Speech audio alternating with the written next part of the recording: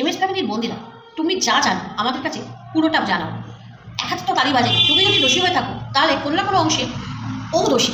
তুমি বিশ্বাস করে যে তোমার হাতটা ওর কাঁধে রেখেছিলে শুধুমাত্র একটু ভরসা এবং বিশ্বাসের জন্য। যাকে তুমি এতটাই ভালোবাসো, যাকে তুমি প্রথম দিনেই তোমার মনের কথা পুরোটা খুলে বলেছিলে, আর ও তোমার ভালোবাসার, তোমার কি বলবো, একদম ভালো মানুষের সুযোগ নিয়ে ও কিন্তু প্রতিটা কথা, ওর যেহেতু অটো রেকর্ডিং সেহেতু কিন্তু হয়ে গেছে।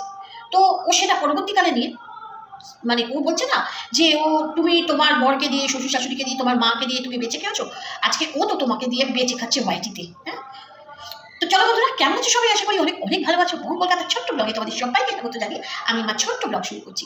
তো আমি মনটাকে একটাই বলবো যে ও তুমি যদি অন্যায় করে থাকো তোমার যে 10 বছর কম বয়সী ছেলের সঙ্গে ভালোবাসা করে, তাহলে ও তো অন্যায় করেছে কোনো অংশে, তার মনে কিছু না কিছু একটা ওই ফিলিংসটা এসেছিল।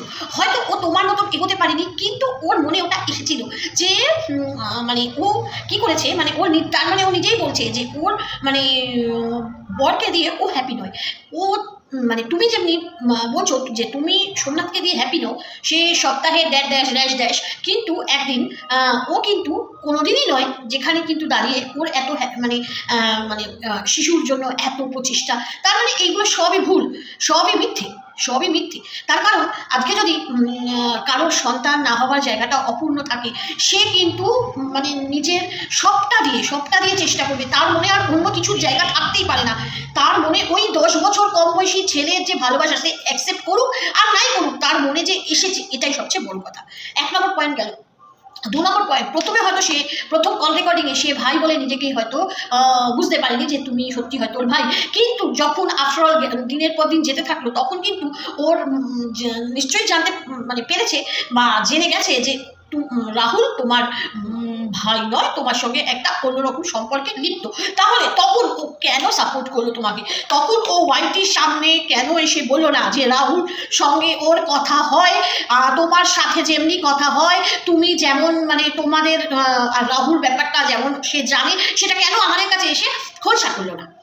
তার মানে তখন ও ভিউজ কামিয়ে গেছে। ভিউজ ওর মধ্যে কি জানো, ও কিছু জানে না, ওই দাঁত বার করা শরীরে কিচ্ছু নেই, শুধু টাকার লালসা আছে, ভিউজের লালসা আছে, এর বাইরে ওর কিচ্ছু নেই।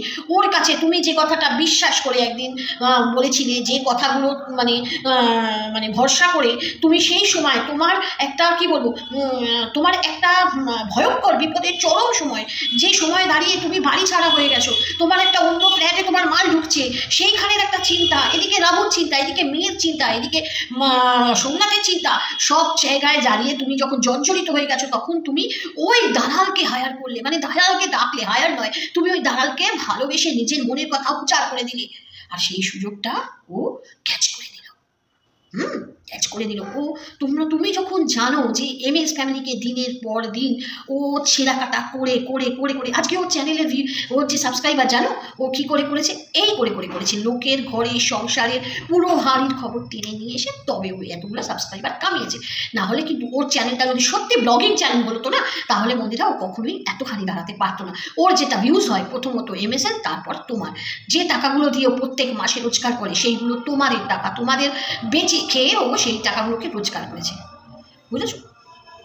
তো ও যদি ভুল করে, তুমি যদি ভুল করে থাকো কোনো অংশে, ও কিন্তু ভুল করেছে। ও কী করে বলছে, আর ও সোমনাথের কথা বলছে যে সোমনাথ বাড়িতেই তোমাদের মধ্যে একটা ইন্টিমেসি ছিল, সেটা সোমনাথ জানে। দেখো, সোমনাথ যদি জেনেও থাকে, আজকে সোমনাথ যদি হয়তো তোমাকে বারংবার আমি বলছি, হয়তো চোখের সামনে এসেছে, হয়তো সোমনাথ সেভাবে সেইগুলোকে নেয়নি। সোমনাথ ভেবেছে হয়তো যে না, তার সঙ্গে তার রিলেশনটা হয়তো একদিন না একদিন কোথাও দাঁড়িয়ে সেই রিলেশনটা শেষ হবে। এতখানি পর্যায়ে যে চলে যাবে সে কিন্তু মানে ভাবতে পারেনি, বুঝতে পারেনি। না হলে কোনো স্বামী কিন্তু চায় না যে তার বইয়ের এইরকম বাচালতা মেনে নেয়। তো আজকে ও যখন নিজের স্বামী, আজকে ও নিজের স্বামীর থেকে, নিজের বলো তো শ্বশুর বাড়ির থেকে কেন বিচ্যুত, একটা ছেলের বউ হয়ে ও কেন সুখী সংসার করতে পারছে না, ও কেন শ্বশুর শাশুড়ি নিয়ে থাকতে পারছে না, তো মানে এটা ওর ক্ষোভ, ওর মানে কি জানো তো, মানে ওর একটা সুখী সংসার দেখলে, মোদ্দা কথা, ওর একটা সুখী, একটা হ্যাপি ফ্যামিলি দেখলে ওর জ্বলে। কেন জানো তো, ওর সব দিক দিয়ে অসুখী। না হলে কখনো এই বয়সে দাঁড়িয়ে একটা তার থেকে 10 বছরের ছোট, ধরে 5 বছরের ছোট ছেলের সঙ্গে প্রেম করে? মনে আসে ওই বয়সে দাঁড়িয়ে ওরকম দাঁত বার করে, হ্যাঁ ওরকম আসে কখনো? তা তোর তার চরিত্র খারাপ নয়, সে কি ধোয়া তুলসী পাতা নাকি? হ্যাঁ, ধোয়া তুলসী পাতা সে যে তোমায় বলে? কোন সাহসে বলে সে? হ্যাঁ, অন্যায় যে করে আর অন্যায় যে সহে তারে তবঘিনা, তারে যেন চির সমুদয়ে। তো ওটাই বুঝেছো?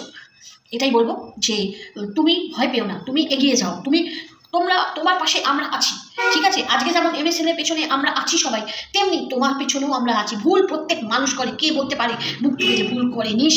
ভুল প্রত্যেক মানুষ করে। তুমি যখন সংশোধন করছো তখন ও বারবার তোমার ওই সুখী সংসারের দিকে চোখ তুলে তাকাচ্ছে, বারবার তোমাকে নিচু প্রমাণিত করার জন্য, নিজে ভিউজ কামানোর জন্য, নিজেকে ঠিক রাখার জন্য ওয়াইটিতে সেই দালাল সেই কি বলবো, একজন মানে যার মন বলতে কিচ্ছু নেই, যে শুধু টাকার ভুক্কা, টাকা কামাতে এসছে, হ্যাঁ, সে কিনা কাউকে ভালোবাসবে, কারোকে সম্মান দেবে, কারোর ভালোবাসার ধার ধারে?